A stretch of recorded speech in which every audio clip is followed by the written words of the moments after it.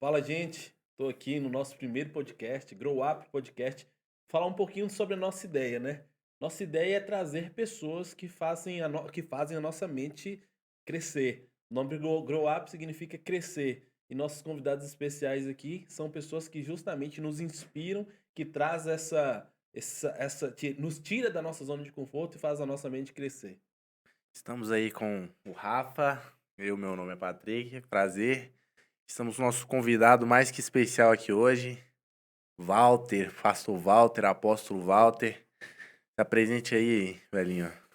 É um prazer muito grande, né, poder participar desse primeiro podcast e eu tenho certeza de muitos que terão e muitas pessoas abençoadíssimas que estará aqui para abençoar a sua vida e também para ampliar também a sua visão. É de muita, na verdade, é de suma importância que você tenha esse entendimento, caminhando com pessoas que, no mínimo, já alcançou aquilo que você almeja alcançar. E eu acredito que eu já tenho já alguns meses de estrada para poder aplicar alguma coisa para a sua vida. Então eu quero agradecer tanto a Rafa e ao Patrick também por me conceder esse privilégio de poder estar aqui no primeiro podcast. O privilégio é o nosso. Primeira coisa porque, para quem não sabe, né, a gente é parente. Tem gente que vai falar que parece, tem gente que fala que não parece, mas nós estamos em família aqui, né? Patrick é meu primo e aqui é o meu tio, né, que tem me inspirado. Quando eu saí de Vitória da Conquista e vim pra cá, a gente não tinha um relacionamento muito próximo. A gente era sobrinho, mas é o sobrinho que mora na Bahia, né? E é o tio que mora em Minas, em Montes Claros. E quando eu vim pra cá, eu comecei a conhecer, né, primeiro o pastor, porque foi o primeiro contato mais próximo, depois a gente começou a ter um relacionamento mais próximo, até o ponto que eu fiquei um tempo na casa do senhor, e eu aprendi, além de reconhecer tudo que o senhor já fazia, eu comecei a conhecer o Walter, né, e a gente quer apresentar para muita gente que não sabe quem é o Walter. O cara que gosta de jogar bola, que é brincalhão, né? Porque as pessoas veem o apóstolo, acha que é uma pessoa que não tem, sei lá, que é um cara muito fechado, até por conta de eu entendo da liberdade que muitos têm, mas a gente quer falar um pouquinho sobre esse cara que Patrick conhece bem, né, Patrick? Com certeza. O Walter Raiz, digamos assim, né? O Walter Raiz, o Walter lá de Vitória da Conquista, do bairro Jurema.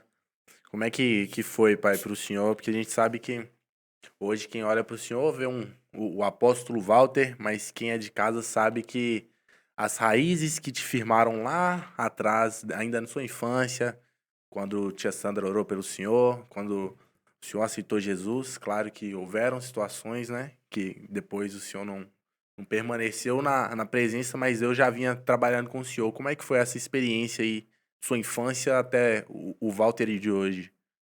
Existe ah, ocasiões na sua vida que leva você a fazer algumas coisas e a se tornar alguma pessoa, né? Um exemplo aqui, por que Jacó? Né? Por que Jacó? Jacó por causa das circunstâncias. Ele nunca quis ser Jacó, mas as circunstâncias fez com que ele se tornasse Jacó. No longo da sua caminhada, o seu desejo é se tornar, fugiu agora, Esaú. E a primeira oportunidade que ele tem de se transformar em Esaú, ele se transforma quando o pai pergunta: quem é que está aqui? E aí ele vai dizer: quem está aqui é o seu filho Esaú. Então, Jacó por circunstâncias, Esaú por desejo, mas Israel por destino. Israel por destino. Quando ele tem um encontro com Deus, ele deixa de ser Jacó, ele para de ser Esaú e ele passa a ser Israel. Então, eu vejo Deus na minha vida desde os primeiros segundos da minha gestação. Por que eu vejo Deus na minha vida? Porque o meu nome não foi escolhido nem pelo meu pai ou pela minha mãe. E por que você tem essa certeza? Porque não tinha como me chamar Walter. O meu nome que eu recebi há 43 anos atrás tem tudo a ver o que estou vivendo há 22 anos, né? O nome Walter é comandante de um grande exército. E é justamente a posição que Deus me colocou hoje. A posição que Deus me colocou hoje. Só que eu não sabia. Porque imagina você com a missão de um homem no corpo de um menino. E aí um detalhe mais, para mim, mais pesado ainda. A geografia onde você mora é uma geografia totalmente contaminada. Uma geografia onde muitos que tiveram talvez o chamado e a oportunidade que eu tive, mas não conseguiu sobreviver. Eu fui em muitos velórios de muitos amigos, muitos, e não foram poucos. Então, quem nasceu no bairro Jurema e sobreviveu para contar a história, pode ter certeza, Deus apontou o dedo e disse: esse cara vai vencer na vida. E eu fui um dos poucos, né, da década de 70 que conseguiu chegar onde que eu cheguei. Porque a geografia não era favorável. Na verdade, a geografia não é favorável até hoje. Mudou muito, mas não é favorável até hoje. E eu entendo que Deus, ele escreveu a minha história e por isso que eu consegui sobreviver no bairro Jurema. Eu vi muita coisa naquele lugar. O bairro Jurema, para quem não conhece, é um bairro em Vitória da Conquista, que eu particularmente, quando eu fui para lá, eu morava em São Paulo, quando a gente mudou para Vitória da Conquista, a gente morou justamente no bairro Jurema. Isso nós já estamos falando 2000 e tanto, ano 2000 para cima, e eu vou falar, eu conheci por volta de 16 a 18 jovens que morreram durante esse processo que eu estava lá. Eu fui embaixador do rei da Igreja Batista e a gente jogava bola na quadra do Jurema. E ali, por conta do futebol, a gente juntou, né? Por mais que eu não sou muito bom, mas a gente juntava e conhecia os meninos dali. Eu lembro de vários e poderia citar o nome de alguns aqui que morreram. E isso nós estamos falando quantos anos depois, né, Apóstolo? Isso, quando eu era pequeno já acontecia isso. Até hoje acontece, né? E graças a Deus a gente consegue ver. E uma pergunta que eu encaixo aqui que o Patrick falou: por quê? Alguém pode se perguntar, por que que Deus não faz isso na vida de tantas pessoas? É porque Deus não quer? E aí eu passo isso aqui. Não, o que que o senhor acha? Por que que na vida do senhor foi diferente? Provérbios 22:2 diz assim: o rico e o pobre se encontrou e ambos têm algo em comum. E o que os dois têm em comum? Deus criou os dois. Deus não decidiu quem seria rico ou quem seria pobre. Então eu entendo que mesmo Deus nos dando oportunidade, eu preciso fazer com que esta oportunidade aconteça. As mesmas oportunidades que eu tive, as mesmas oportunidades que os meus amigos tiveram. Mas eles decidiram trilhar por um caminho que eu disse, não é bom para mim. Salomão fala que há caminhos ao homem que parece ser bom, mas o fim dele é um caminho de morte. E eu, quando eu percebi o caminho que ele estava trilhando, eu disse, eu não quero isso para minha vida. Eu não quero isso para minha vida. Então, Deus, eu venho falando isso e repetindo por várias vezes, Deus ele não trabalha com mágica. Deus ele opera milagre. Mas para o milagre acontecer, eu tenho que acionar o botão aqui na terra. E eu acionei esse botão. Eu não quis para minha vida o mesmo que eles decidiram para a vida dele. Só que tem um ponto positivo nisso daí. E qual é o ponto positivo? A minha mãe. A minha mãe foi fundamental na decisão que eu tomei. Porque eu nunca tomei um tapa da minha mãe. Ela nunca me deu um tapa. Minha mãe saía 4 horas da manhã de casa, voltava 8, 9 horas da noite, trabalhando para sustentar 10 crianças. Então, quando eu vi minha mãe trabalhando o tanto que ela trabalhou e sofrendo o tanto que ela sofreu com os meus irmãos, eu já cheguei em casa e vi minha mãe com o Antônio no colo, todo sujo de cola, porque ele cheirava cola, todo sujo de cola, e minha mãe chorando com ele no braço, e eu olhava querendo o carinho dela, querendo o colo dela, mas ao mesmo tempo entendendo que ela precisava dar para Antônio aquilo que eu tanto queria. E eu cresci dizendo, eu não vou fazer a minha mãe sofrer. Eu não vou fazer a minha mãe sofrer. Então, o sofrimento da minha mãe fez com que eu tomasse uma decisão. Eu não vou cheirar cola. Eu até fumei maconha. Eu nunca cheirei cocaína, mesmo andando com os caras que cheiravam cocaína. Por que eu não fazia isso? Porque eu sabia que talvez seria um caminho que eu não conseguisse voltar mais. Então, eu disse, eu não vou experimentar, eu não quero. Eu não quero. E essas decisões fez com que eu me tornasse a pessoa que eu me tornei hoje.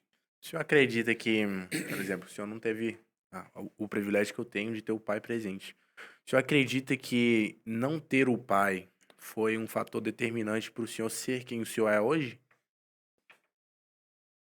É, talvez a força, não quem sou. Porque se eu falar para você que eu me tornei quem eu sou por causa da ausência do meu pai, eu vou estar mentindo. Eu posso falar para você que eu tenho a força que eu tenho por causa da ausência dele. Porque o peso que ele carregaria por mim, não tendo ele, eu tive que carregar. Decisões que ele tomaria por mim, não tendo ele por perto, eu tive que tomar. Seria mais fácil para mim, mas eu não teria a força que eu tenho. Mas seria a pessoa que eu sou. Porque o cristianismo molda o caráter. Mas nós nascemos com caráter. O caráter é meu. E no longo da caminhada, o cristianismo vai moldando o caráter. E eu nasci com um caráter que foi moldado por Deus. E me tornei mais forte por causa da ausência do meu pai. Mas nem todo mundo tem a mesma percepção que eu tive. Existem muitas pessoas que preferem jogar o peso fora.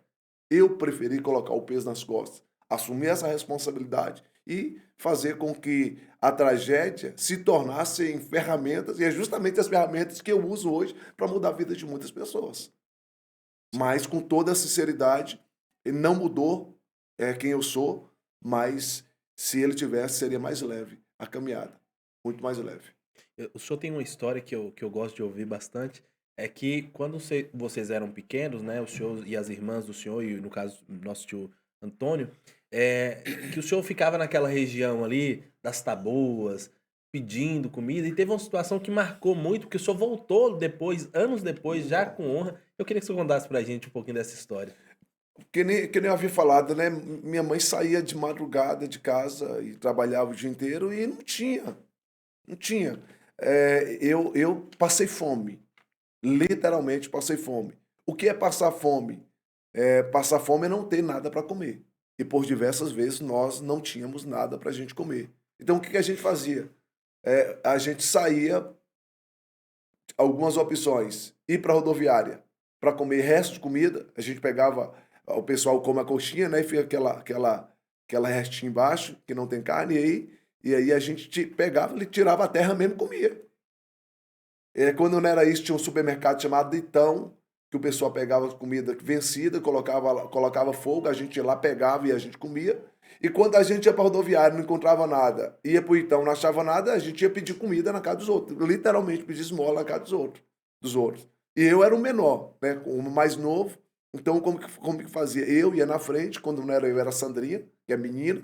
Eu ia na frente, pedia, e a pessoa dava a comida para a gente pegava e ia embora. E a gente chegou numa determinada casa, Toinho, Antônio, Célia e Sandra desceu, eu fui pedir, e aí a mulher falou, senta aqui para dentro. E eu com medo dela não dar comida, né? Pô, se eu falar que eu tenho mais 3 lá e ela não dá comida para todo mundo, eu vou ficar com fome. E aí eu entrei, ela me colocou sentado na mesa e ela colocou feijão, arroz, chuchu e carne de sol frita. Eu tinha o quê? 8, 9 anos de idade. E aí eu comi, a gente saiu daquela casa. 2003, eu estava pregando em um congresso na cidade de Vitória da Conquista. Quando eu terminei de pregar, o pessoal me levou para jantar, e aonde foi que eles me levaram? Na mesma casa. Eu acredito que na mesma mesa. E quando eu sentei naquela mesa, eu voltei aos meus 8, 9 anos de idade, sentado com pedinte naquele lugar. E aí Deus falou no meu coração. Um, um texto que eu gosto muito, 1 Samuel, eu pego o mais necessitado, lá do pó, do meio do monturo, e coloco assentado com os príncipes da terra. E eu comecei a chorar e as pessoas não entenderam. E eu não quis falar naquela ocasião, mas eu entendi que a partir do momento que você decide caminhar pelo caminho que Deus quer que você caminhe, querido, você não tem noção do que Deus é capaz de fazer na sua vida. Então, de pedinte a convidado de honra, na mesma geografia, na mesma casa. Eu fico. Quando a gente escuta essas histórias, né, apóstolo, a gente é, tem uma impressão que foi assim, que foi rápido. Hum. Que foi rápido. O que fez o senhor sair de Vitória da Conquista e chegar aqui em Montes Claros? O porquê dessa decisão? Foi Deus que falou ou não? O que aconteceu? Não, de forma nenhuma, de forma nenhuma. A decisão de vir para Montes Claros para ficar em definitivo em Montes Claros, na verdade, a intenção era ficar só um mês mesmo, a gente dá um tempo de Vitória da Conquista. Eu chego em casa, eu tinha meus 17 para 18 anos, 96, faz as contas aí. E aí eu chego em casa, Antônio, que sempre foi, Antônio foi um presente de Deus para minha vida, foi a referência de homem que eu tive na minha vida.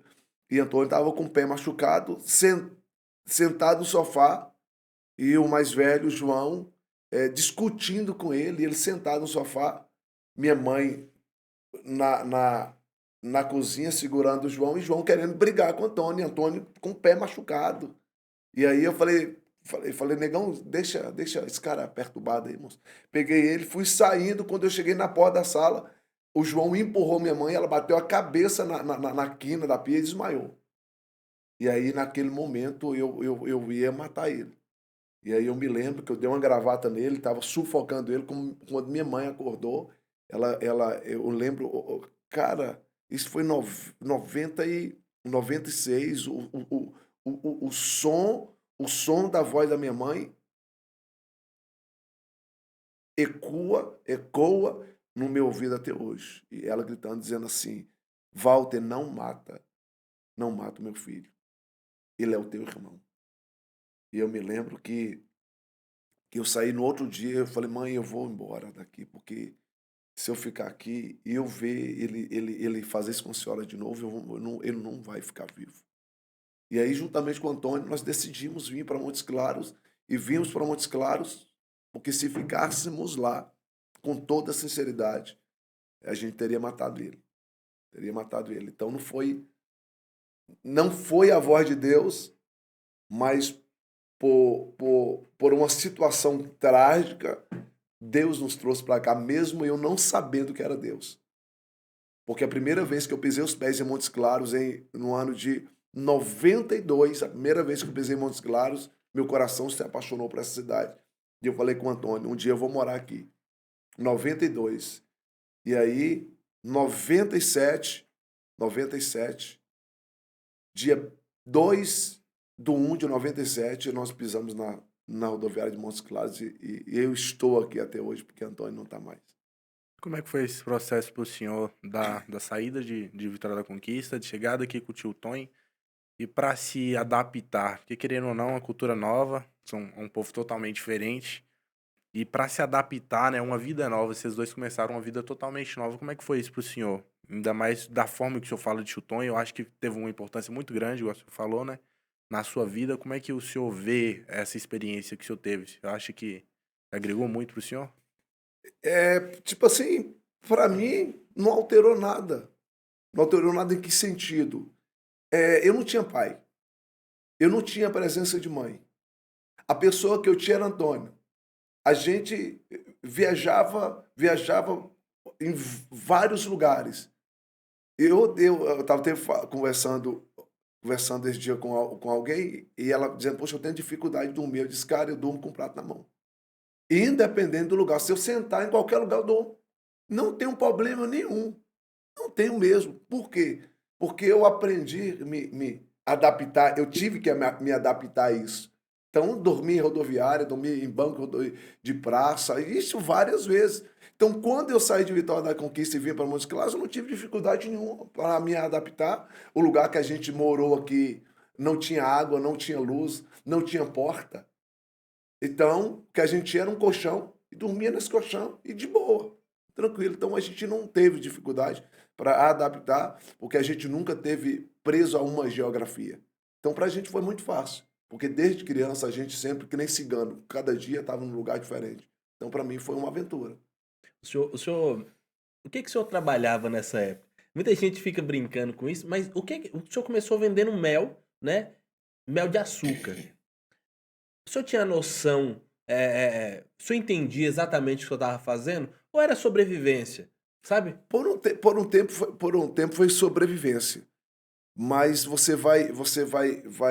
vai tendo uma certa maturidade, vai aprendendo algumas coisas, de repente eu vi que o que eu estava fazendo, era crime, né? O que eu estava fazendo era uma falsificação de um alimento. Eu poderia ser preso, mas nós começamos a fazer isso, na verdade, eu, né? Meu irmão começou primeiro, mas quando eu comecei a fazer o mel de açúcar e a vender o mel de açúcar, eu tinha 8 anos. É, é uma Uma criança, né? Tendo criança, que uma criança, sobreviver. Entendeu? uma criança. Hoje em dia as pessoas falam de maioridade com 16. Uma criança com 8 anos precisar trabalhar, né? Não é uma realidade que eu tenho certeza que Patrick não provou, que eu não provei. Quando eu trabalhava já era por uma questão de querer ter um pouquinho de dinheiro. Mas se com 8 anos o senhor começou a trabalhar, como é que foi isso aí? Sabe, por que que... Qual foi a necessidade? E como atinou isso? Poxa, eu preciso me virar com 8 anos de idade. É amadurecer muito cedo. Só para você ter uma ideia, eu saía com duas garrafas, no muito com três. Sabe quantos quilos? 6 quilos. 6 quilos, e era muito pesado para mim, porque a gente saía com as garrafas para vender, mas a gente andava 5, 6, 7, 10 quilômetros. Eu saía, e você conhece bem, eu saía do bairro Jurema e ia até o bairro das Pedrinhas, muito Muito longe, longe. e voltava novamente a pé. Voltava a pé. Então, a minha idade, para mim ter começado a trabalhar, embora para muitas pessoas, poxa, é uma criança, mas eu sou grato a Deus porque eu aprendi muito. A visão que eu tenho, essa mente empreendedora que eu tenho, eu aprendi aos 8 anos de idade vendendo mel para os outros, andando muito. Para mim, vender é uma arte. Para mim, vender é uma arte. E quem consegue vender mel de açúcar, queridos, vende qualquer coisa. E a questão da importância de tio Tonho para o senhor? Porque o senhor fala muito, desde pequeno sempre escutei muito. Tive pouco convívio com o tio Tonho, né? Mas sempre que das lembranças que eu tenho, sempre teve muito perto do senhor, muito próximo do senhor. Qual a importância de tio Tonho para o senhor e qual é uma lembrança que o senhor guarda, assim, com mais clareza dele? Muito, tudo muito claro. Tudo muito claro. Tudo de ruim que eu aprendi na vida foi com ele, e tudo de bom que eu aprendi na vida também foi com ele. Então, Antônio foi o meu melhor amigo, sendo meu irmão, foi o meu melhor amigo. Cara, o cara fiel. Eu nunca conheci alguém tão fiel como Antônio na amizade que ele tinha comigo. E são muitas lembranças, mas algumas coisas que me marcou. Uma das coisas que me marcou, a primeira vez em 2007, muitas, mas se eu vou falar que a gente vai ficar um ano aqui. Uma das coisas que me marcou foi 2007, a primeira vez que eu fui para a Suíça. Eu fiquei 40 dias na Suíça. Eu fiquei 40 dias pregando na Suíça. Ele ficou 40 dias no monte, orando por mim.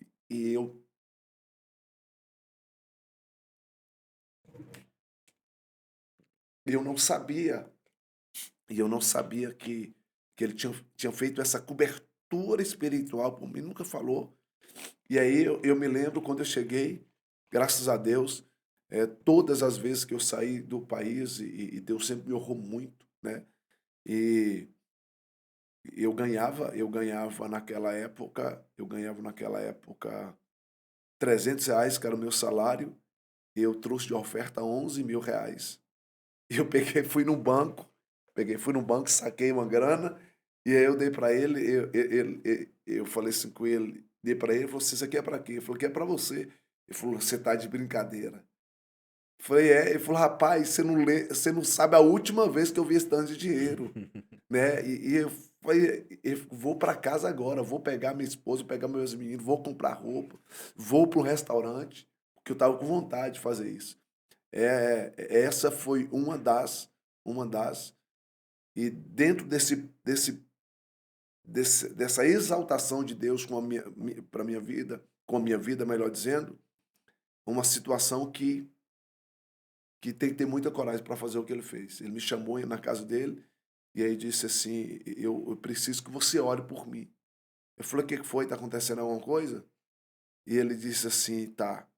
Ele falou assim: eu não tô sentindo alegria em ver você prosperando.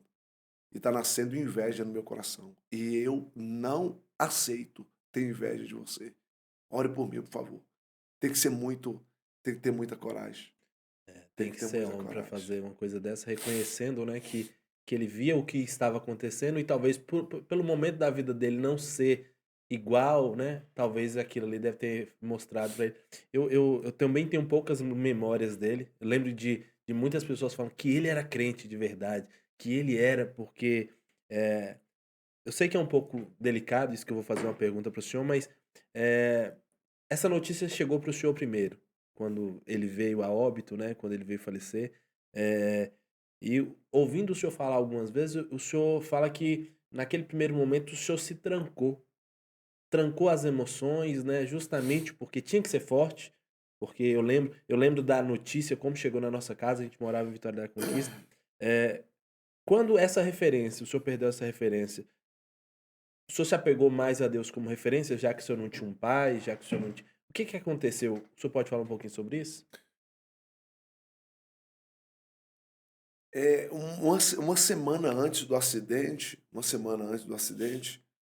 ele foi na minha casa e eu me lembro, ele chegou com a Bíblia na bolsa, de bicicleta, uma calça social, mas dobrada assim até a canela. E aí, na hora que ele chegou, eu estava saindo. Ele chegou, ele estava saindo. E aí ele falou assim: como é que você está saindo? Eu falei assim: eu tenho que resolver o negócio ali. Ele falou assim: ah, depois eu volto aqui. Rapaz, eu daria tudo que eu conquistei para voltar no tempo e falar com ele, entra para dentro de casa. Eu queria ouvir o que ele iria falar comigo e eu não ouvi. Eu não ouvi. E aí, uma semana depois, eu estava enterrando ele. Tive que ser o pai da minha mãe. Eu tive que ser o pai dos filhos dele. Eu tive que ser o pai de Neia. Eu tive que ser o pastor da igreja. Eu tive que proteger os meus filhos. Eu tive que ir para a viagem mais longa da minha vida, que foi reconhecer o corpo dele em Belo Horizonte. Eu voltei de Belo Horizonte para cá, do lado do caixão. Então, para mim, foi muito difícil, muito difícil. Mas o meu relacionamento com Deus independe de qualquer pessoa. O meu relacionamento com Deus independe de Antônio, independe de pai, independe de mãe. Eu aprendi a amar Deus, porque Deus me fez, me fez ser amado. Eu, eu sei que eu sou amado por Deus. Então, o relacionamento com Antônio não me permite. O meu relacionamento com Antônio, perdão, o meu relacionamento com Deus não me deu direito de questionar Deus por causa do meu relacionamento com Antônio. No dia do velório, eu vi Satanás dizendo aí, cadê Deus agora? Menino aí cheio de promessa, cadê Deus? E na oportunidade que eu tive no velório do meu irmão, eu cantei uma canção dizendo, por tudo que tens feito, por tudo o que vais fazer.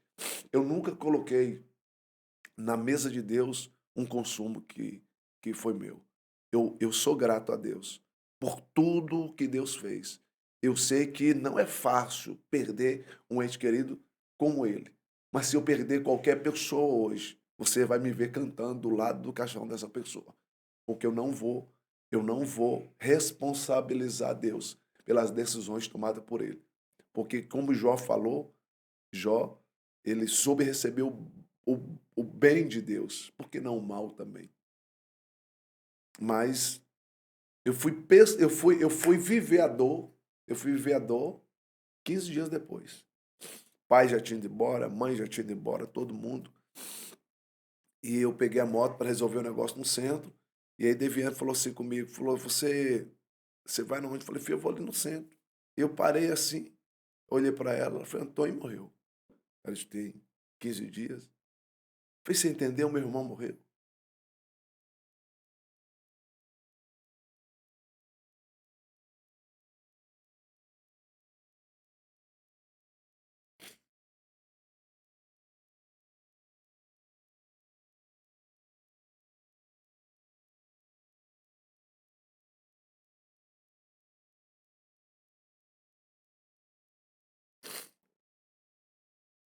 E aí eu entendo porque que eu tenho que ser general. Porque o general faz isso. Às vezes ele tem que colocar um bocado de gente ferida nas costas, mesmo estando ferido. E depois que eu percebi que todo mundo que estava ao meu redor estava em segurança, eu disse, tá sangrando aqui também. E aí eu fui cuidar das minhas feridas, muito. Não, se fala assim, você questionou Deus, você indagou o Senhor. A única coisa que eu falei é, poxa, poderia ter sido eu. Porque eu experimentei pelo menos um pouco dessa graça. Ele não experimentou nada.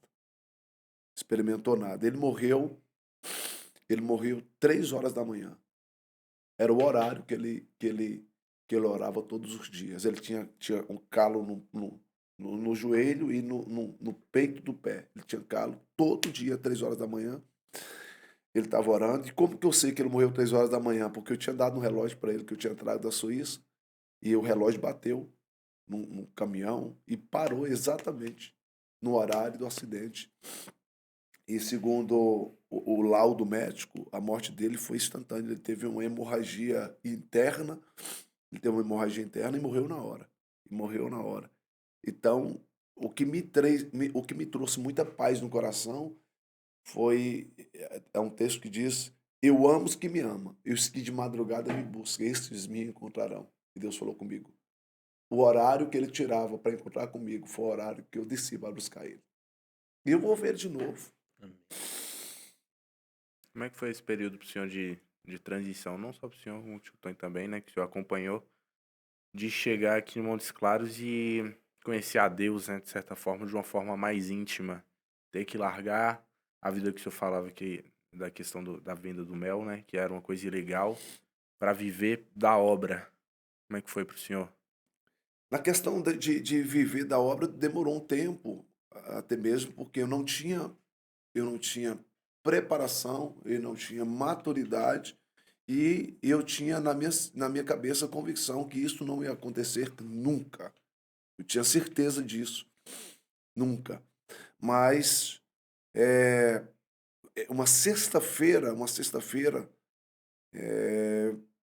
5 horas da tarde, na época era aqueles cartão, né, no orelhão, e aí minha mãe ligava no orelhão e a gente ia falar com ela.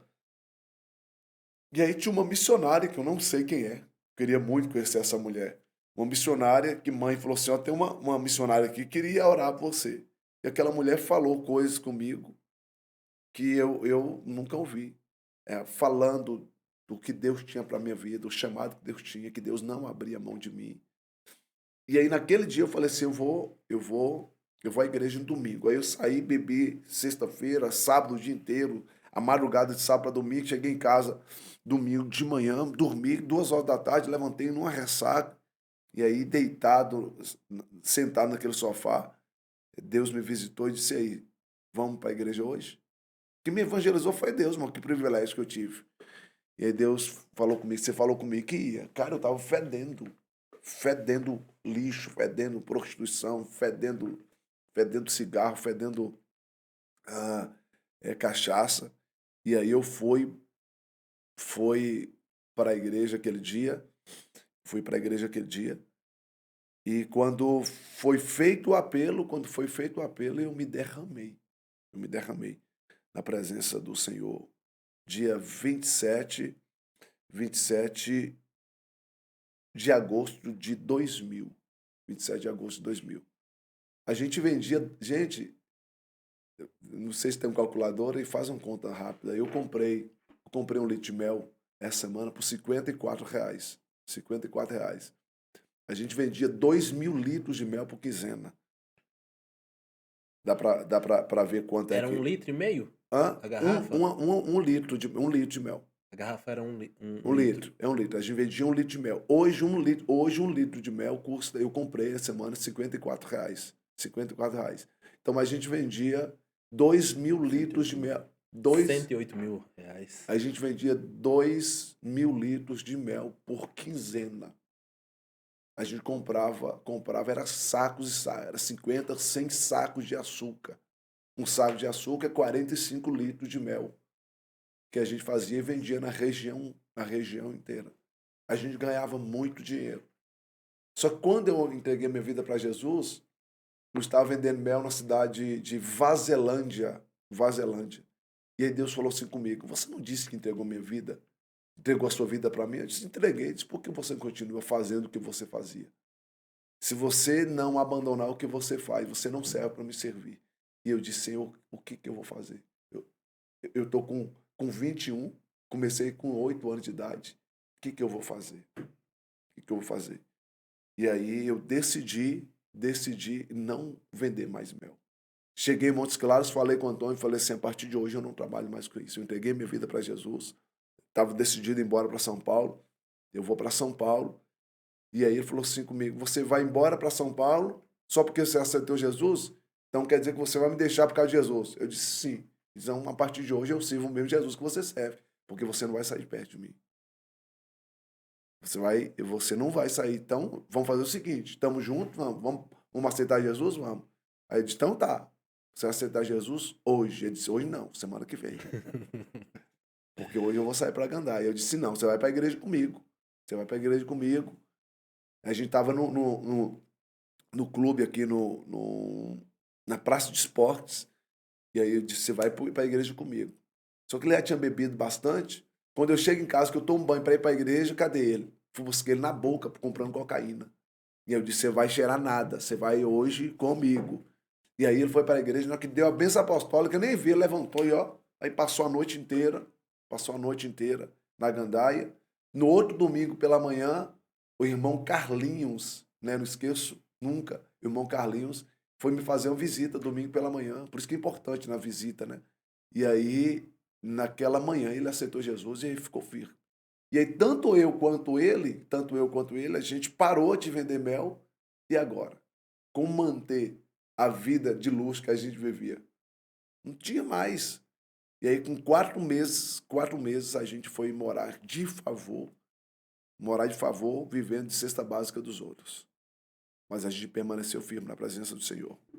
Agora, uma coisa que é difícil, né? Quem olha para o senhor hoje, ou quem conhece, por exemplo, o Marcelo, né? Marcelo, que é membro aqui da família Eide, que olhava para o senhor antes e via hoje e vê o hoje. O que aconteceu nesse meio termo? Por que dessa virada? Porque a gente está falando de uma coisa que aconteceu há muito tempo lá atrás.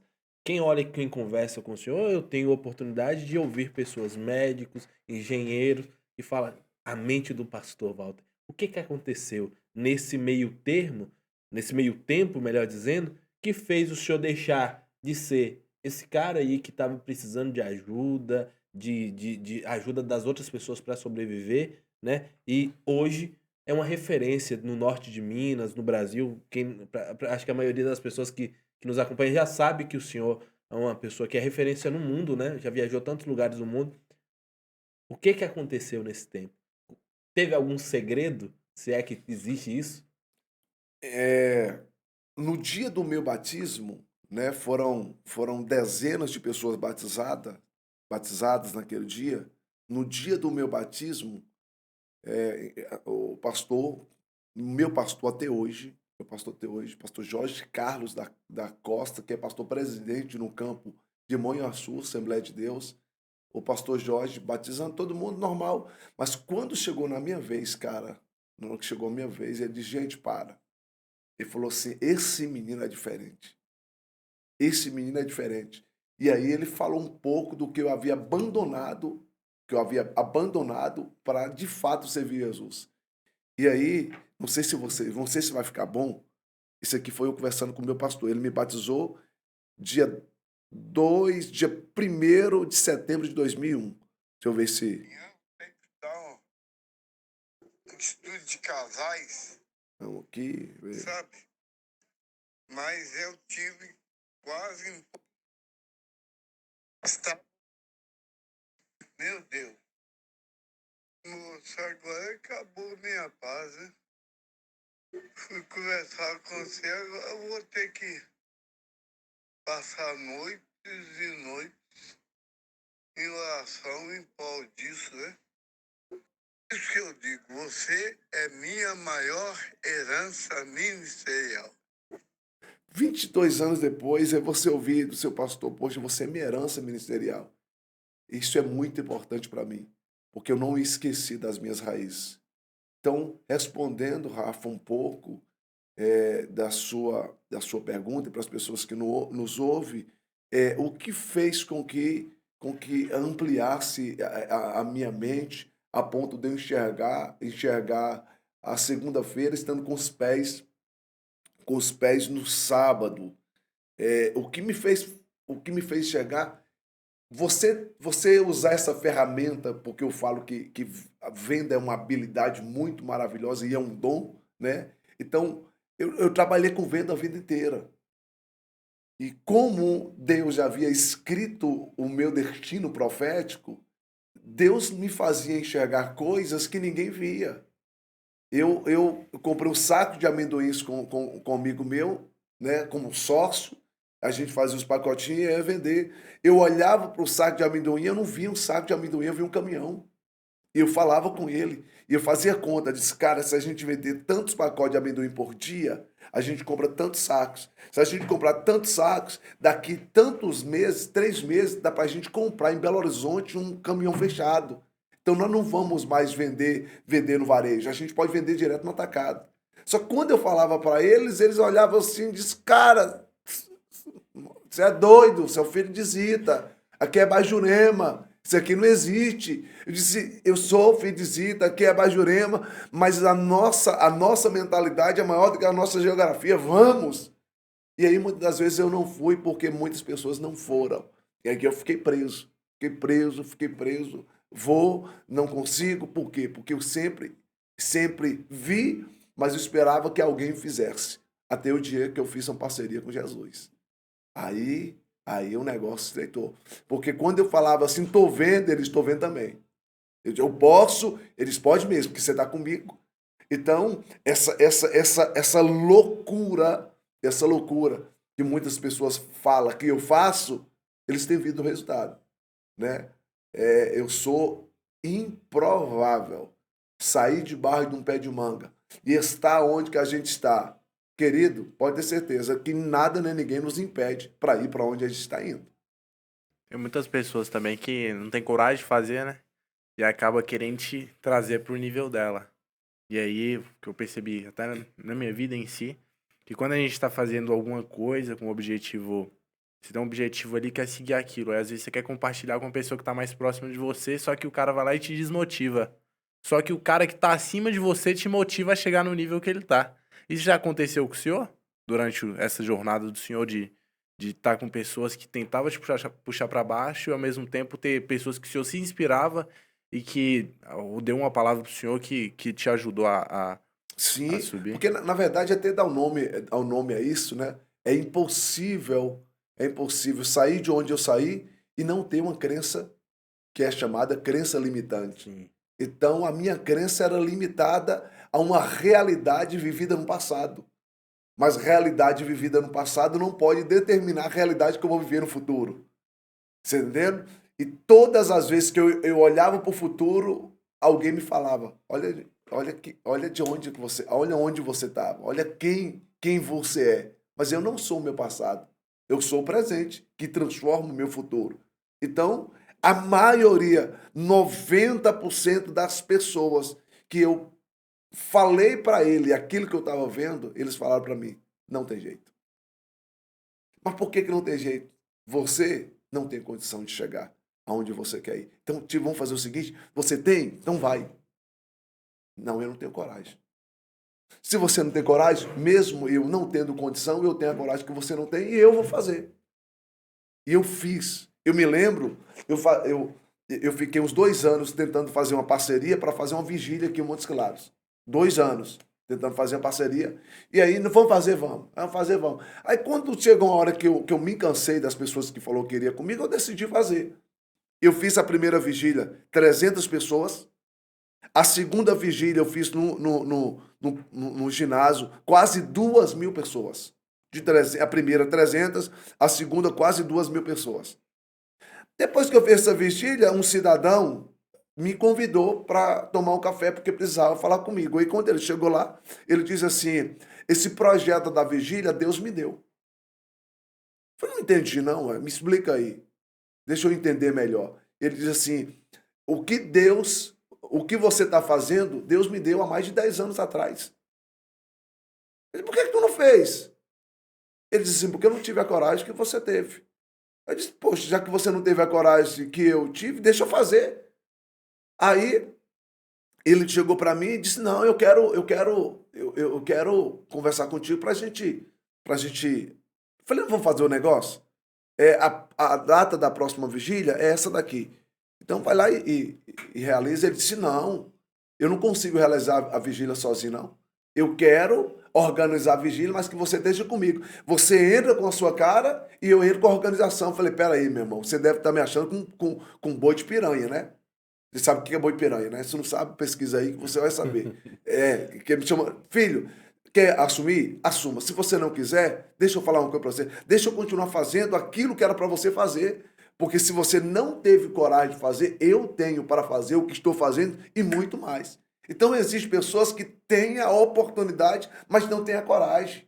Eu estava falando agora para os pastores, e aí Elias, a referência de Elias é um dos... Quem é Elias? Um dos moradores de uma determinada cidade. Não é ninguém. É um dos. Porém, Elias está tete a tete com o Senhor. Então, a intimidade que Elias tem com o Senhor gera a autoridade que ele precisa usar. Não adianta você ter a autoridade porque foi gerada pela intimidade se você não tem coragem para usar. Então, você tem que ter coragem para usar a autoridade que foi gerada na intimidade. Então, eu tenho intimidade que tenho autoridade e eu tenho coragem para usar. E vocês sabem muito bem disso. Então, quando eu me aproximo de alguém, e hoje quase isso não acontece, quando eu me aproximo de alguém que não consegue me colocar para um nível acima do que eu estou, nem com ela eu ando. Nem com ela eu ando. Ah, você não consegue? Sai perto de mim. Sai perto de mim. Então eu prefiro não ouvir. Eu prefiro ouvir o que Deus está falando comigo do que o que muitas pessoas estão dizendo. Porque ela quer colocar na sua mesa um consumo que é dela. Se ela tem uma vida frustrada, isso não quer dizer que você vai ter a vida frustrada também. Comigo vai dar certo. Comigo vai acontecer. A gente tem uma diferença de idade, praticamente, pensando aqui agora, o senhor está com 43, correto? 43. 43, eu com 32, Patrick com 21. Praticamente 11 anos de diferença aqui, um para o outro. O senhor me fez uma pergunta num dos nossos discipulados, se o senhor pudesse dar um conselho para o senhor de 32, de 21 e de 9, o que o senhor falaria para eles? Sabendo que a mentalidade deles não é a mentalidade que o senhor tem hoje. 21. Se eu tivesse 21, eu daria o conselho para Walter. Se relacione muito mais com Deus do que com as coisas de Deus. Muito mais intimidade com Deus do que as coisas de Deus. Porque o garotão de 21, ele quer muito o presente. Porque o presente vai fazer com que as pessoas vejam que ele tem intimidade. Só que as pessoas vão abandonar ele o dia que o presente foi embora. E Deus não. Então o conselho que eu dou para o menino de 21 se relaciona muito mais com quem ele é do que com o que ele tem. O menino de 31... Menino, o senhor está sendo bondoso. O menino de 31, qual o conselho que eu dou para ele? O mesmo conselho que Davi deu no Salmos 1. Você precisa se policiar. Com quem você senta, com quem você ouve e com quem você anda. As pessoas que você ouve, as pessoas que você sente, as pessoas que você anda, podem influenciar muito no seu destino profético. Selecione melhor as pessoas que você vai se relacionar. Porque a vida é assim. Você se relaciona com Deus e se relaciona com pessoas. Não adianta você se relacionar com Deus certo se você está se relacionando com pessoas erradas. Porque pessoas erradas podem arrancar a sua intimidade com Deus certo. Com certeza. Dizem até que nós somos a média das 5 pessoas que a gente mais convive, né? E é muito real, porque quando você vai estudar o cérebro humano, a gente percebe que o meio que a gente tá incluso ali, o meio que a gente tem um convívio, ele influencia muito no nosso ser e no o que a gente vai fazer. Porque, querendo ou não, ou você influencia ou você está sendo influenciado. Você sempre vai estar sendo influenciado por uma pessoa ou outra, né? Mas você escolher com quem você anda, quem você escuta, os livros que lê, faz muita diferença na nossa vida, né? O senhor teve quando o senhor passou por essa situação, como é que foi a questão da abertura da mente? Em questão de o senhor estar no meio de pessoas ali que te agregariam e te levariam para um nível maior e você estar nesse nível maior e olhar para o Walter antigo e falar, e aí, como é que foi isso pro senhor? É, a cada dia eu descubro que eu tenho uma versão melhor do que o dia anterior. Então, a versão Walter domingo pela manhã tem que ser melhor do que a versão Walter de sábado à noite, que é o dia de hoje. Então, eu tive que me reinventar a cada dia. Não tenho que me reinventar a cada dia. E como que eu faço isso? Não me comparando com pessoas. Porque Deus não me chamou para competir com ninguém. O meu maior adversário tem nome, Walter. Então, é a minha melhor versão? É a minha melhor versão? Não. Então eu posso fazer muito mais. Tá. Então, já que eu posso fazer muito mais, o que eu tenho que fazer? Não sei. Tá. Se eu não sei, então vamos procurar quem sabe? Então eu sempre procurei quem sabe. E quem sabe são pessoas que já alcançou o resultado que eu almejo alcançar.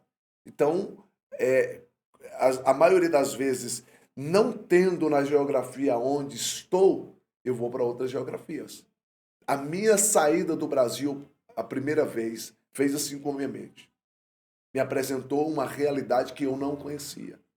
As minhas viagens para o exterior fez com que a minha mente abrisse de uma forma assustadora. Eu penso, isso aqui é uma opinião minha, todo cidadão deveria sair pelo menos uma vez na vida para um outro país. Agora escolha o país, por favor, porque tem uns países aí que é melhor você nem sair. Já que vai sair do Brasil, vai para um país melhor do que o Brasil. Uma coisa que eu acredito que vai caminhar nisso daí, apóstolo, pensa o seguinte, eu sempre vi, eu acredito que Patrick é a mesma coisa, e nós aqui da família ID viu, o senhor sempre se relacionou bem com pessoas que não estavam na nossa área. Era pessoas que estavam de fora, pastores influentes no Brasil, que daqui a pouco estava aqui com a gente e olhando para o senhor já com um olhar de admiração. Outra coisa que eu sei que também vai falar disso, por que e tanto em Israel? O que o senhor falou de abrir a mente em lugares, por que tanto em Israel e por que o senhor consegue, através do jeito, do gênio, do temperamento, andar com pessoas tão influentes no Brasil e as pessoas pararem de simplesmente ter Walter como um pastor lá do norte de Minas, mas, poxa, quantos eu ouvi falar, Walter é meu amigo. Como fazer amigos? Que sejam pessoas que realmente, porque as pessoas têm dificuldade de se relacionar com alguém maior, por algum motivo, um bloqueio, talvez não conseguisse encaixar. Fala um pouquinho sobre isso. Vocês já viram uma manada, é manada mesmo a palavra correta, de leões e de repente aparece uma ovelha no meio? Leão anda com leão. Você já viu uma águia e do lado um pardal? Não, águia voa com águia. E leão conhece leão. E águia conhece águia. Talvez seja filhote, mas é águia. Então, quando você se aproxima de um homem visionário, de uma mulher visionária, você reconhece que aquele que ainda não alcançou o que eu alcancei, mas vai alcançar. Porque em poucas palavras dá para você fazer a leitura dizendo esse menino vai longe.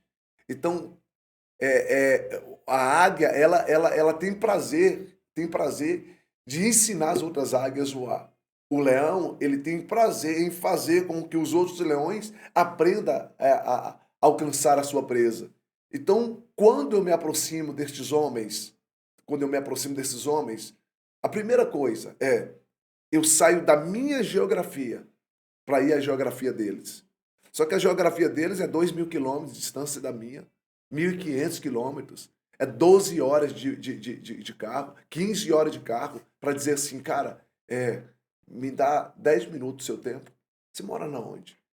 Eu moro em Montes Claros. Onde que fica isso?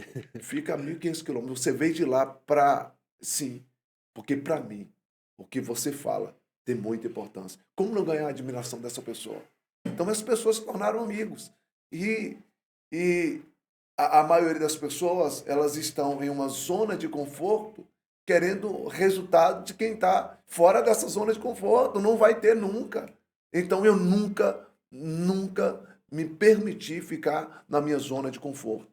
Então, essas pessoas que são inúmeras pessoas no Brasil e fora do Brasil, que têm um respeito muito grande por mim e têm um carinho muito grande por mim, porque conseguem enxergar o que eu vejo e eles têm convicção de que vai acontecer. Por quê? Porque quando um leão adulto olha para um leão ainda filhote, ele sabe da capacidade desse leão que ainda não chegou à idade adulta e ele consegue refletir a história dele na história desse leão. Então, quando essas pessoas se aproximam de mim, diz, cara, esse cara é um cara que eu quero estar perto, porque esse cara vai crescer. Esse cara vai crescer. Israel. Diferença, né, da primeira vez pra hoje. O que mudou na vida do Nossa. senhor aí? Eu posso, rapidinho, a gente teve a experiência, eu fui com o apóstolo em 2019, né, que foi antes da pandemia, novembro de 2019. Para mim, a realidade, o que o senhor falou da mente expandir, quando eu tava entrando no aeroporto de Tel Aviv, a minha mente parece que, enquanto eu não pisei, a minha mente parecia que estava no Brasil. Na hora quando eu vi aquela porta, né, aquela entrada de Israel, falei, eu não acredito que eu tô aqui. Como é que foi essa primeira vez lá? Como é que foi e por que a insistência de ano após ano? Para quem não sabe, o apóstolo vai todo ano em Israel, nesses últimos anos de pandemia, infelizmente as fronteiras estavam fechadas, mas por que ir todo ano? E o que tem lá? Primeiro, eu sempre sonhei em Israel, mas a minha ida a Israel eu devo muito ao pastor Abel Santana, né? Ele teve na nossa igreja em 2011. 2011 ele teve na nossa igreja e ele tinha uma caravana para ir a Israel e ele me fez o convite. Eu disse não, eu vou. Só que tipo assim, quando você recebe a proposta de ir a Israel, você fala eu vou. Mas quando você vai fazer a conta, aí você puxa, aí fica um pouco pesado. E aí quando eu fui fazer a conta, não dava para mim, financeiramente falando, não dava para mim ir. E aí uns 40 dias depois, ele me ligou e disse assim, rapaz, eu não vi seu nome na lista aqui não, para ir para Israel. Eu disse, pastor, infelizmente eu não vou conseguir porque eu estou apertado. Ele falou, pastor Walter, deixa eu te falar uma coisa. Ele disse, cara, você é um cara de honra. Ele disse, eu nunca fui na sua igreja para você não me honrar com uma boa oferta. E eu sempre fiz isso. Eu sei o que é honrar os profetas do Senhor. E ele disse assim, você gastou X passagem aérea, você gastou X de hotel, você gastou X de restaurante, você me deu X de oferta. O investimento que você fez em mim é a metade da sua ida a Israel. Aí ele falou assim comigo, meu amigo, queria que você entendesse uma coisa. Você investe muito na vida de outras pessoas e Deus quer que você invista na sua vida. Virou uma chave na minha mente aquele dia. Eu disse, é verdade, eu mereço ir para Israel. Eu quero ir para Israel. E eu vou para Israel. E aí, em 2011, eu fui a Israel a primeira vez E eu me apaixonei. Eu amo Israel. Eu amo Israel, não tem noção o quanto que eu amo aquele lugar. E aí um dia eu estava lá, me perdoa, me lembra agora os Salmos, mas a Bíblia diz que nós devemos orar pela paz em Jerusalém. E a Bíblia diz que aquele que faz tal coisa alcançará a prosperidade do Senhor. E eu sei que a prosperidade de Deus sobre a minha vida é justamente pelo sentimento que eu tenho por aquela nação. E o que me fez é, é, é, voltar todos os anos. O que me fez voltar todos os anos. Quando eu passei, você não, acho que Patrick teve, não lembro, mas teve, Patrick teve. Quando eu passei no Museu do Holocausto, cara, aquilo me estremeceu por dentro. Aquilo ali é forte Me demais. estremeceu por dentro, por quê? Porque com uma mente diabólica, ao mesmo tempo uma mente brilhante, porque foi a mente de Hitler, uma mente brilhante usada para o mal, Sim. né? Me ajuda vocês aí, se não me falha a memória, em 33, na verdade, ele começa a executar o plano dele. Mas ele já vinha nesse projeto diabólico já há tempo. Então, em 33, ele começa o plano de dizimar o alvo principal dele, os judeus. Ele começa a dizimar os judeus. O que ele faz? Ele vai colocar um rosto de um judeu no corpo de uma barata, um rosto de um judeu e um corpo de um rato. E colocou isso nas escolas, colocou em todo lugar. Então as crianças crescem olhando por um judeu e vendo corpo de barata. O que você faz com barata? Você pisa em cima. Né? O que você faz com rato? Você mata. Então ele começou a seminar este ódio no coração dos alemães. Ele começa a fazer isso. Na sequência, ele começa a tirar os livros, tira o conhecimento. Empobrece, porque o conhecimento enriquece. Tira os livros.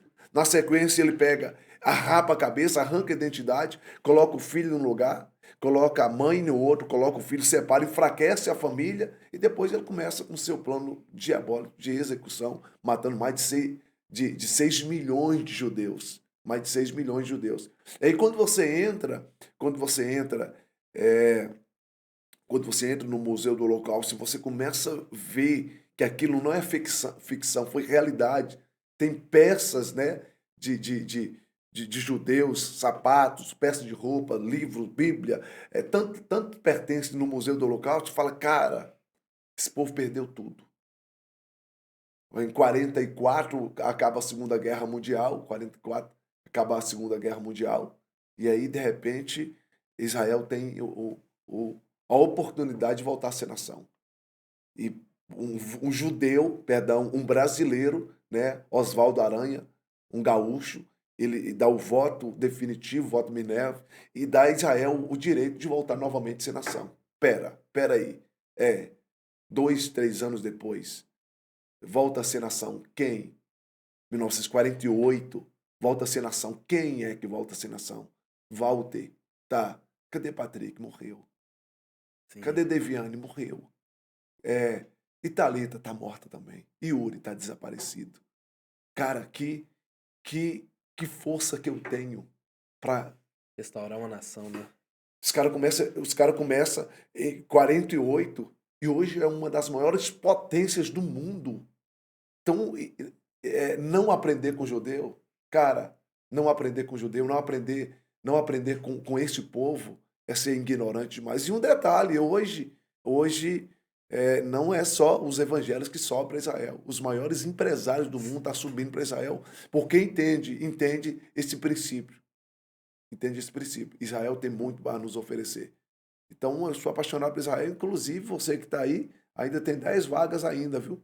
Nós estamos indo e é a última caravana que eu faço para Israel. Pastor, o senhor disse que é apaixonado para Israel e não vai mais para Israel? Gente, eu não faço mais caravana, mas isso não quer dizer que eu não vou continuar indo a Israel. Eu tenho o meu propósito em Israel. Porque muita gente não sabe, independente das caravanas, o senhor vai todos os anos. Vai sozinho, às vezes com a família, no caso do senhor até, a gente foi junto, né? Eu, o senhor e Damião, e o senhor já levou uma turma boa para Israel para conhecer, gente, né? Muita gente.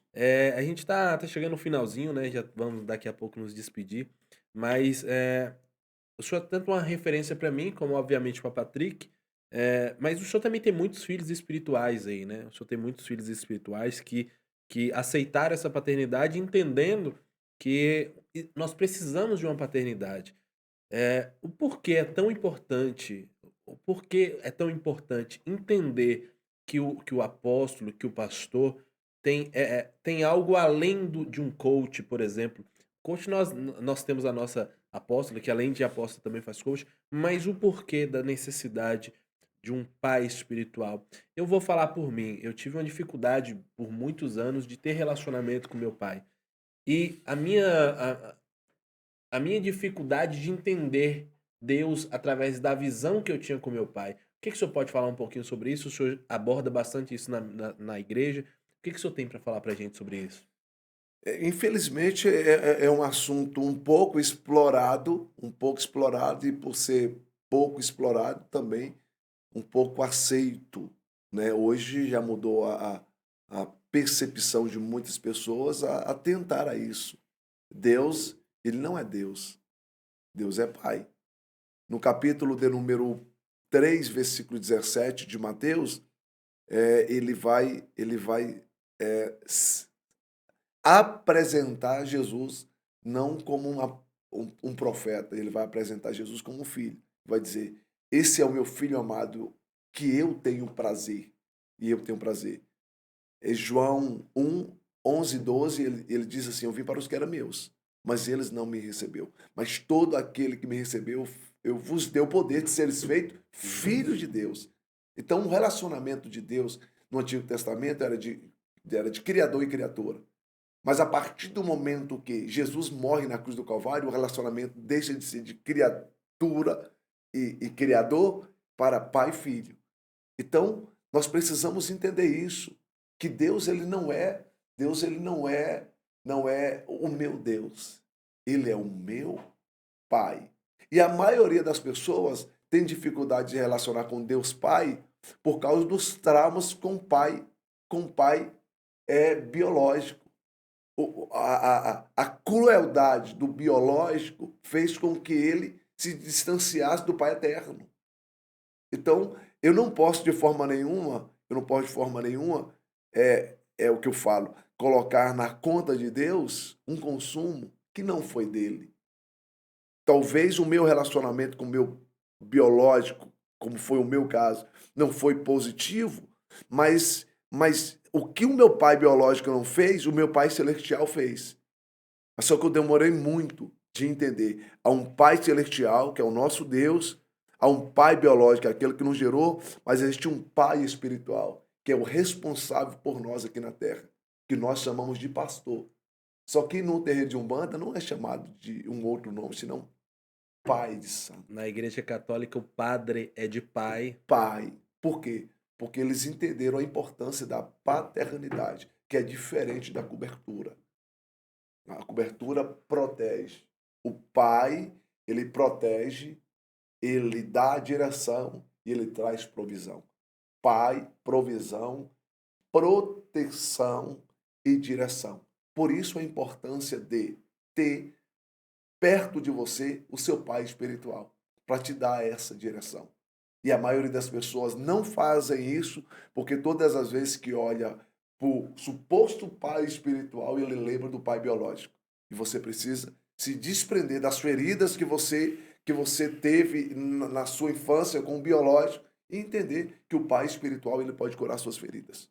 Pode curar suas feridas. Uma coisa que eu passei, né? E eu vou compartilhar isso, foi justamente que o senhor ficava, Rafa, você precisa conversar com seu pai. A gente compartilhava experiências da minha vida e o senhor me chamando a atenção. Até certo dia que meu pai adoeceu. E o senhor se lembra, ele passou algumas coisas e o senhor me chamou a atenção e falou: que dia que você vai em Conquista? E eu tive a oportunidade de ir em Vitória da Conquista por conta de uma situação que ele estava internado. E naquela situação, eu conversei com ele. E ele foi para o centro cirúrgico e a gente conversou muito naquela tarde. Eu tive essa oportunidade que eu sou muito feliz por isso. E antes dele ir para o centro cirúrgico, ele me falou algo. Ele falou assim: Rafa, seu pai vai para o centro cirúrgico agora, mas eu queria te falar, meu filho, eu queria te pedir perdão por tudo aquilo que eu deixei de fazer. E aquilo foi eu, não, pai, não precisa se preocupar, calma, não, o senhor vai voltar bem e tal. Ele, filho, a gente não sabe, a gente não sabe. Pra mim seria uma cirurgia simples, a gente não tinha muita noção da gravidade do que ele tinha acontecido. E aí ele chegou e infelizmente veio a óbito, né? Naquele momento que ele saiu da sala para a sala de cirurgia, eu não tive mais relacionamento com ele, mas eu só fiz aquilo por conta do conselho do meu pai espiritual. E hoje eu tenho saudade, coisa que eu não tinha antes. Hoje eu tenho boas E você é lembranças. curado, né? Você é curado. Isso que você fez permitiu que você tivesse leveza na sua alma e no seu espírito. Porque existem pessoas que vai viver a vida inteira dizendo, se eu tivesse feito. Você não, você está dizendo, eu fiz. A Quando? importância do Enquanto. direcionamento, né, também. Esse direcionamento é importante do pai espiritual, por isso que eu estou te falando, o pai espiritual vai te direcionar. Efésios capítulo 6 é claro, é claro. E tem duas coisas ali que a gente precisa separar. Obedecer os seus pais no Senhor e honrar o seu pai, Sim, né? O honrar o seu pai é independente se seu pai serve a Deus ou não. Então eu tenho esta obrigação de honrar o meu pai. Eu tenho essa obrigação. O que ele fez não importa. Biblicamente falando, é o primeiro mandamento com promessa. Honra o teu pai e a sua mãe. Então, a partir do momento que você se aproxima de um pai espiritual que conhece as Santas Escrituras, automaticamente ele vai fazer com que você faça, no mínimo, duas coisas. Primeiro, perdoar o seu pai. Segundo, honrar o seu pai. E é de suma importância. Por quê? Porque quem perdoa é você, quem honra é você, e quem recebe todas os presentes e o sucesso também é você. Vem sobre você. Muitas coisas que estavam presas no mundo espiritual foi liberada quando você liberou o seu pai. sim. Eu tenho certeza disso. É a cultura de honra também que o senhor tem, né? Não só com todas as áreas da sua vida, eu que convivo muito com o senhor tem uma cultura de honra muito extensa, o senhor honra muito os pastores te abençoam, não só em oração, mas o senhor tem essa cultura de honra com todo mundo. O porquê dessa cultura de honra? O que o senhor acha que agrega na sua vida? Por que o senhor tem essa predisposição? Eu nunca fiz para os outros aquilo que eu não gostaria que fizesse por mim. Então eu sirvo as pessoas como eu gostaria que me servisse. Entendeu? Eu sei o que é sair de casa. E você sabe muito bem e vê o tanto que eu viajo. O que é sair de casa e deixar a esposa, deixar os filhos para servir alguém. Eu sei o que é isso. Então eu sei o que essa pessoa deixou para trás para estar comigo ali. Então eu preciso honrar essa pessoa. E existe três níveis, né? Um aqui embaixo que você precisa honrar, um que está no mesmo nível que você precisa honrar, e o que está aqui em cima. Então, existem pessoas que só honram quem está em cima. Quem está no mesmo nível, ela não honra, e quem está aqui embaixo piorou. Então eu aprendi a honrar. Por quê? Porque eu já estive aqui embaixo, eu estou aqui, estou subindo para cá. Eu posso compartilhar isso porque eu tenho essa liberdade, né? O senhor não está contando sobre algo do senhor, mas nessa situação com o meu pai, obviamente que a morte nunca avisa o dia que vai chegar e me pegou numa situação muito complicada na época financeiramente. E aí eu lembro de um dia o senhor chegou, o senhor não me falou meus pêsames, o senhor não falou nada, o senhor falou: meu filho, o que você está precisando? O que você está precisando? Eu falei: eu preciso ir para a conquista, então eu vou dar um jeito de você ir para a conquista amanhã. E a gente precisava ir para a conquista. O que você precisar financeiramente, tudo. E aí o senhor falou isso e agora eu me volto um pouco aqui, justamente o que o senhor passou. O senhor teve que segurar toda a bronca de tudo, financeiro, espiritual. O senhor falou: não, agora é seu momento de se despedir, de sofrer o que tem que sofrer, e depois o restante você não precisa se preocupar. E a honra é justamente isso. Não é só por conta da necessidade, porque por mais que havia uma necessidade ali que talvez poderia alguém descaracterizar como honra, mas sofre o que tem que sofrer. Porque é justamente isso, é passar um processo, né? É facilitar quando o senhor honra alguém, o que eu vejo é que você está ajudando a pessoa a amadurecer num processo, a passar por um processo um pouco mais rápido, né? Ou aprender de maneira mais rápida através, talvez, de tempo que o senhor gasta, que também é muita honra, inclusive tempo que o senhor gasta com a gente, de sentar, de discipular, porque o senhor não ganha nada para fazer isso. Ainda assim, o senhor tem prazer de fazer com os filhos na fé do senhor, muitas pessoas. É, e eu queria honrar um pouco o senhor aqui, dizer que é uma honra para a gente estar recebendo o senhor. É uma honra para nós poder ouvir o senhor ser o primeiro daqui. A primeira pessoa que Patrick pensou e a primeira pessoa que eu pensei foi justamente o senhor, porque ninguém nos influencia tão bem para crescer. Andar com o senhor não é fácil, porque o senhor nos puxa para cima, arrasta a gente para cima. E quantas vezes eu ouvi do senhor, Rafa, você é mais do que isso. Eu quero ser grato a O, Deus por o isso. exemplo aqui, o exemplo, eu não tenho muita. Não é que eu não. Pavio curto, né? Antigamente nem pavio eu tinha. Eu vi alguém falando isso aqui, estou fazendo um plágio, né? Eu vi Deviane insistindo com você para ir pro CIS. Sim, Insistindo.